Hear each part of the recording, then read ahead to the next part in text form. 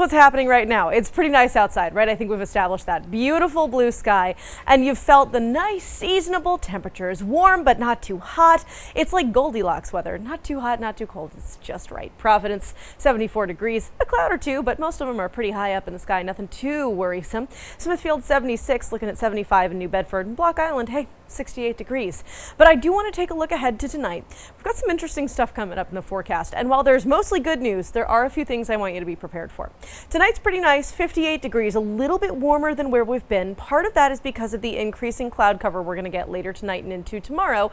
And part of that is because we've got wind coming from the south, and that wind is bringing in warmer air. It's just going to be a little warmer. Not a bad night at all.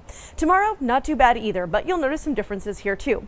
77 degrees, that's the high temperature I'm going to give you in Providence, but it is going to be a little bit muggier than it's been all week. We've had that really crisp kind of fall-like feel. That's going out the window tomorrow, and it's not going to be super dramatic and miserable, but it's definitely going to be a lot stickier. Again, that's because the wind's generally speaking going to come from the south, but it's also because of a system that we're tracking off to the east. And if you think about what's to the east, you might realize I'm talking about the Atlantic. It's that time of year where we really zone in on our tropical climatology because September 10th, just a few days away, is the peak of hurricane season. Now, it's been relatively quiet lately, but I'm going to have to back off the screen for this one because look at all the lemons on the screen. All that yellow, my gosh. None of these are actual developed areas, but they're all potential areas of tropical development over the next 7 days.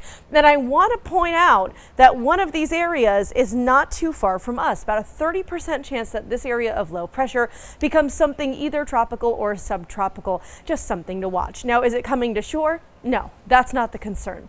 The concern is that the system that you see here that's starting to bruise, starting to organize off in the Atlantic, see all the clouds, the rain, the lightning popping up on the screen, that area, first of all, is going to churn up the water a lot. For that reason, as we head closer to home, whether you're going down the south coast or you're heading out to the Cape or the islands, be super careful tomorrow through Saturday. Again, that system churning up the water, bringing in not just rip current statements, but also high surf advisories and small craft advisories as well.